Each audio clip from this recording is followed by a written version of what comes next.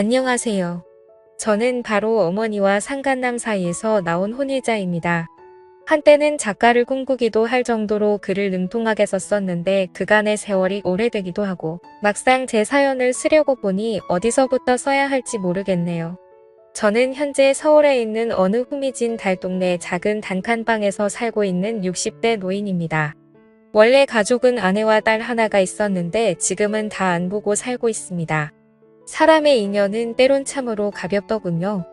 부부의 연은 말할 것도 없고 같이 있다 부르짖던 천륜조차도 간혹은 잘 지내는 이웃들보다도 별 볼 일 없을 때가 있습니다. 예전에는 우리 가족이 그렇단 얘기는 아니지만 다른 사람들이 그렇다고 합니다. 누군가는 인생은 60부터라고 할 정도로 요새 60대는 육안으로 나이를 가늠하기 힘든 만큼 젊으신 분들이 많으십니다. 그런 분들이 저는 참 부럽습니다. 저는 40대에 충격적인 일을 겪고 이 회생 불가능한 고통을 받아서 그런지 60대이지만 80대 가까이 되어 보일 정도로 많이 늙었습니다. 세월의 흔적인 주름은 그 사람이 어떤 삶을 살았는지를 알려준다는데 거울을 보면 전 스스로가 부끄럽고 끔찍하게 이를 데 없어 가끔 모습에 치가 떨리기도 합니다. 태어나면서부터 제가 모두에게 재앙인 존재였다는 것을 모르고 산 것도 큰 죄입니다.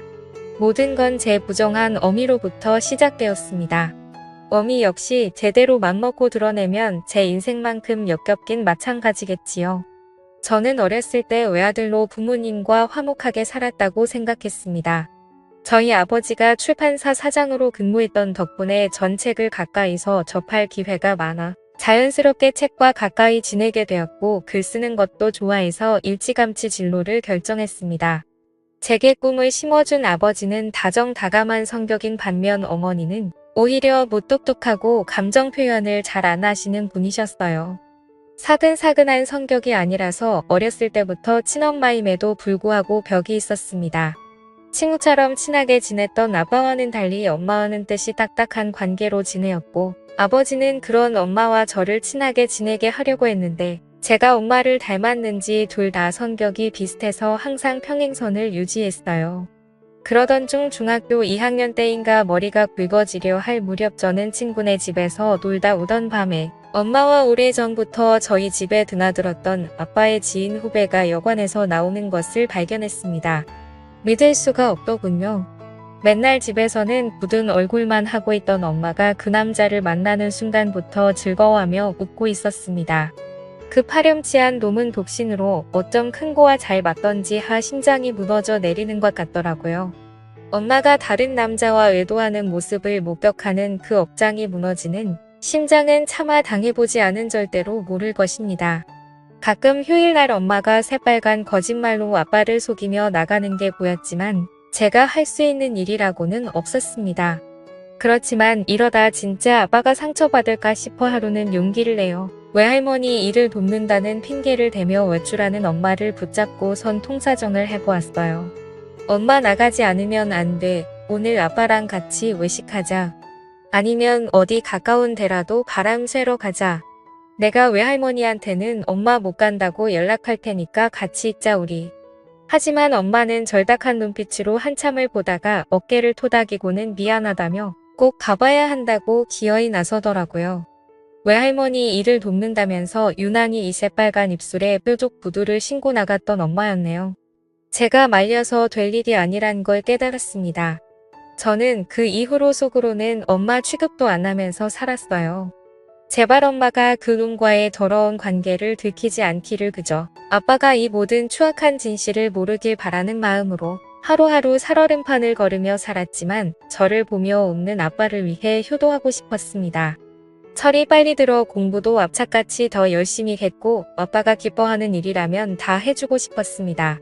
덕분에 저는 늘 상위권의 성적을 유지했고 고3 때 본 시험은 운이 좋은지 만점 가까이 나왔습니다. 문내 창작과나 국문학과를 지원하려는 절 다들 뜯어말리며 전문직을 가질 수 있는 과를 가라며 조언했지만 단 한 사람 아빠만은 제 꿈을 응원해주더라고요. 아빠는 우리 아들이 꿈을 갖고 있는 것만으로도 참 좋다. 누구네 자식들은 이 꿈도 없다고 하는데 넌 목표를 세우고 이루기 위해 최선을 다해 노력하니 아빠는 그런 너가 참 자랑스러워 뭐. 만약 이도저도 안 되면 아빠 출판사에 와서 같이 동업하면 되지 않그러니 다른 사람 말 듣지 말고 너가 하고 싶은 거 하면서 잘 해나가라고 말씀을 해주시니 어찌나 감사하던지요. 저는 아빠의 조언을 가슴 깊이 새긴 채 든든한 아빠의 배움을 받고 시험장을 들어가려 하는데 삐익하는 소리와 동시에 사람들이 웅성거리는 게 아니겠어요. 얼떨결에 보니 맙소사 방금 전까지 절 바래다주며 시험 잘 보라던 아빠가 제 눈앞에서 교통사고를 당하셨습니다. 저는 차마 믿지 못할 현실에 정신이 아득해져 왔고 사람들을 물리치고 아빠를 껴안으며 우리 아빠 좀 살려달라고 엉엉 울었습니다. 대학 시험이고 나발이고 아빠를 쫓아 병원으로 향했습니다. 아빠는 혼수 상태로 4일 정도 있다가 깨어나셨고 교통사고의 대가는 참으로 인정하기가 흡독했어요.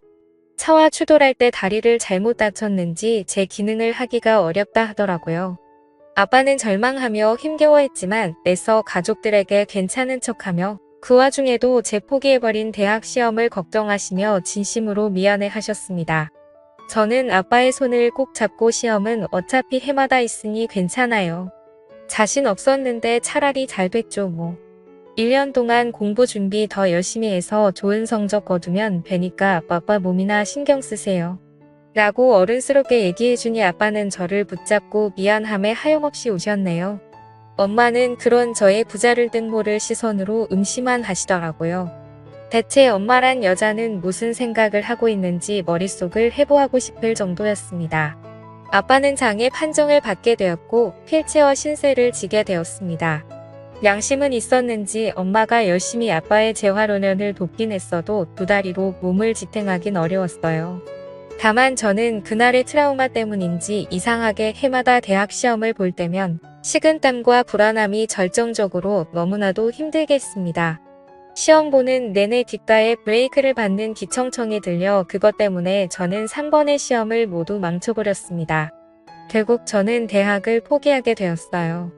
군대를 다녀오니 어느새 전 20대 후반으로 접어들었고 변변한 직업 없이 글에만 올인하겠다며 글을 쓰니 어느 순간 30살까지 되어 이제는 집안에 손 벌리는 것이 치욕스러운 일이 되어버렸습니다. 죄책감에 이루 말할 수 없던 저는 결국 글 써서 밥 벌어먹겠다는 꿈을 접고 평범한 중소기업에 취직했습니다. 그리고 그곳에서 만난 동갑내기 직장 동료와 3년 연애 후 결혼을 하게 되었습니다. 아내는 늦은 나이 때문에 아이를 빨리 가지려고 노력했지만 번번이 습관성 유산을 하게 돼버려 결국 직장을 그만두고 아이를 기다렸습니다. 아내는 회사를 그만둔 지 5년 만에 임신이 되었고 10달 후 예쁜 딸을 보게 되었어요. 하지만 기쁨이 채 가시지도 전에 우리에게는 또 다른 비극이 찾아왔습니다.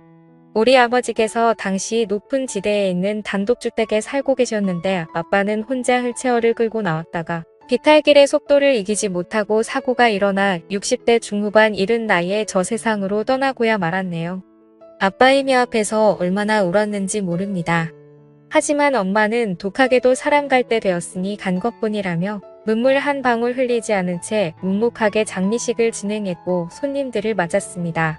속으론 아무리 딴맘을 품고 있을지언정 겉으론 마마 상중 찾아온 손님 생각해서라도 슬픈 척하는 성의 정도는 보였으면 좋았을 걸 온갖 정남이가 떨어지더군요. 심지어 처갓집에서도 엄마의 이런 태도에 대해 의아하게 생각했는데 이런 뒷말들을 듣게 하는 것도 저는 너무나 짜증이 났습니다. 그러다가 상간남이 두꺼운 납작으로 조문객으로 찾아왔는데 우리 가정의 모든 비극이 저치로부터 시작된 것 같아 가만두고 싶지 않더군요. 나도 그놈도 멱살을 잡고 한바탕 하고 싶은 거 간신히 참고 버티고 있는데 또 둘이 나가대요. 얼마나 절절한지 그새를 못 참고 사람 시선을 피해 뒷분형으로 만남을 가지는데 어떻게 사람으로서 배우자의 장례식에서까지 저럴 수가 있는지 엄마는 사람도 아니었습니다. 다 늙어서 무슨 추태인 건지 도저히 참을 수가 없더군요. 눈이 뒤집힌 저는 더러운 그것들을 끝내줄 요량으로 단단히만 뒤집고 뒤쫓아갔는데 태훈이에게 내가 사실 친아버지란 거 정말 평생 감추며 살 거야. 이젠 그 남자도 저 세상 갔으니 알아도 되지 않아 순간 제 귀를 의심했습니다. 친아버지라며 제 친아버지는 지금 장례식장에서 고인이 되신 분인데 제게 또 다른 친아버지가 있단 말입니까? 세상에 이게 무슨 소리던가요? 부들부들 몸이 떨려오는 제 귓가에 엄마의 음성이 이어들렸습니다. 자기가 태훈이한테 친구라는 걸 밝히고 싶은 심정은 알겠지만 벌써 태훈이 나이 40인데 이제 와서 밝히면 뭐 하겠어? 그냥 난 태훈이가 저 세상 간 그 사람이 자기 애비라고 알고 살았으면 좋겠어. 나한텐 악마 같은 짓을 했지만 그 사람이 태훈이한테 정을 많이 줬어야지. 물론 그 사람도 자기 자식이 아닌 걸 몰라서 잘해줬겠지만 라고 얘기를 했습니다. 분명 더러운 짓거리를 한 건 그들인데 제가 마치 불륜을 들킨 것 마냥 심장이 두근거리더라고요. 저는 예기치 못하게 그들의 공범이 되어 있었습니다. 사실 진짜 더러운 존재는 저였습니다. 저는 그들의 더러운 불륜의 씨앗이었고 제가 그토록 지켜주고 싶었던 아버지를 농락한 용서받지 못할 존재가 되었습니다. 털석 자리에 주저앉는 소리가 들렸던지 깜짝 놀란 그들은 넋이 나가 있는 저를 발견했고 모든 충격적인 사실을 듣고 절 보고는 둘 다 어쩔 줄 몰라 했습니다. 고통스러움에 몸이 말아들어 숨을 쉬기가 힘든 와중에 왜 이렇게 눈물이 쏟아지던지 흘러내린 정확한 눈물의 의미조차 모른 채 저는 한참 동안 이렇게 땅에서 뒹굴며 통곡했습니다. 아버지 장례식에선 눈물 한 방울 흘리지 않던 엄마가 그런 제 모습을 보고 덩달아 눈물을 떨어뜨리더라고요. 미안해 태훈아. 이런 식으로 알게 하고 싶진 않았는데 사실 내 아버지는 아무 소리 하지 마. 엄마는 어떻게 이렇게 한결같이 잔인할 수가 있어. 엄마는 악마야. 절대로 용서받지 못할 끔찍한 사람이라고. 나 엄마 죽어도 용서 못해. 이젠 우린 끝났어. 다신 보지 말아요. 이 지긋지긋한 악연 모두 다 끝내자고요 라고 하자 엄마는 입술을 깨물고는 억울한 듯 제게 항변했습니다. 잔인한 건 네 아버지 아니 그 사람이야. 내가 평생 어떻게 살아왔는 줄 알아? 살면서 일이 잘못되면 모든 원망을 나한테 쏟으면서 내 피를 말린 사람이야 그 사람이. 이혼해달라고 해도 죽도록 안 해주고 차마 말하기도 버거운 심한 말들로 날 아프게 하고 옆에서 감시하고 의심하면서 내 인생을 지옥으로 만든 사람이라고. 사고 이후로 몸이 불편해지고 회사 판 돈으로 사기당하고 말아먹고 재산이며 뭐며 다 없애버린 후 뒷감당은 나한테 지우고 그래서 내가 지금 보험을까지 하면서 이 나이 되도록 네 애비 빚에 허덕이고 있는데 이 정도면 네 아빠가 나한테 충분히 벌주고 있는 거 아니니? 저는 모든 할 말을 잃고 그냥 뒤돌아섰습니다. 저 따위 말을 지금 변명이라고 하는 건가요? 저더러 이해하라고 하는 겁니까? 아버지 장례식에도 제 존재 자체가 불순하고 죄스러워 차마 들릴 수가 없었어요. 멀리서나마 아버지 가는 길을 지켜보고서 무릎을 꿇어 비록 자격 없는 저이지만 아버지에 대한 마지막 예를 마쳤습니다. 아니나 다를까 아빠 돌아가신 후 3개월 좀 넘어서 엄마는 상간남이랑 살림을 합쳤습니다. 웃긴 건 뻔뻔스럽게도 제가 나갈 적만 골라 제 아내와 손녀를 만나러 자주 들렀다 하는데 백화점에서 비싸게 파는 아기 옷들 어머니께서 사왔다며 아내가 무척이나 좋아했어요. 허나 탐탁치 않았던 전 아내의 손에서 그 옷들을 빼서 가위로 찢어버렸습니다. 그러던 어느 날 어머니는 제가 집에 있는 줄도 모르고 버젓이 상간남과 집에 왔는데 물 만난 고기마냥 아빠 돌아가신 후 상간남과 함께하는 삶이 즐거운지 아주 신수가 흔하다이다. 아내는 어머니께서 우리를 위해 준비해준 거라며 받은 돈 봉투를 내밀고는 딴에는 시어머니와 절 화해시킨답시고 노력했지만 전 보란 듯 아내의 손에 돈 봉투를 빼서 딱지 내리꽂듯 내팽개쳤네요. 그 모습을 본 상간남 나부랭이가 서류를 하나 내밀고 꼴값을 떨며 말하더군요. 나도 니 전에 아버지처럼 내 꿈을 이루게 해주기 위해 노력하고 싶다. 습작한 것들을 보니 그래도 꽤 재능이 있는 편 같은데. 아비 노릇하는 게 아니라 너의 재능을 봐서 내가 책을 내주고 싶어 라고 짓거리는데 책이고 뭐고 그냥 꺼지라고 했습니다. 아내에게는 모든 것을 다 털어놓고 저는 그들하고 의절을 하고자 했어요. 하지만 아내는 도무지 제가 이해가 안 된다는 듯 그간 그들이 쳐놓은 공작에 걸려서 그랬는지 어머니와의 천년을 배반한 저만을 탓했습니다. 사실상 당신을 잘 키워주신 분이 긴 하지만 엄연히 따지면 돌아가신 아버님과는 아무 혈연관계가 없잖아.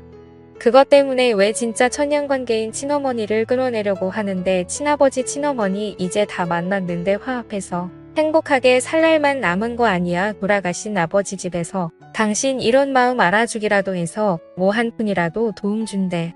내가 그간 말을 안 해서 그렇지 어머님 아버님 덕분에 얼마나 도움 많이 받았는 줄 알아. 힘든 와중에서도 자식들 살라고 도움 주시는 걸 보면 진짜 가족을 못 알아보겠어라며 가족의 정의에 대해서 늘어놓는데 저는 일단 아내가 그런 마음을 갖고 있었다는 것과 이제껏 저 몰래 그 파렴치한 것들에게 돈을 받아 생활비로 보탰었다는 것에 분노한 저는 아내와 크게 한바탕 하고 집을 나와버렸습니다. 저는 그렇게 생각해요. 오직 천년이라는 관계 하나로만 본다면 제가 그들에게 한 짓은 죄가 되어 마땅합니다. 짐승보다도 못한 죄를 저질렀지만 어쨌거나 그들은 제 친부모니까요. 하지만 전 저를 키워주시고 사랑으로 길러주신 아버지의 정이 자꾸만 생각나서 저를 향한 그 큰 사랑이 떠올라 그 마음을 은혜를 묻히게 하고 싶지 않습니다. 천년보다 더 큰 것은 은혜라고 생각하니까요. 아내도 저도 잘못한 것이 없고 서로 의견이 맞지 않은 건 어찌 보면 당연한 거지만 저는 더 이상 아내 얼굴을 보기가 힘들더군요.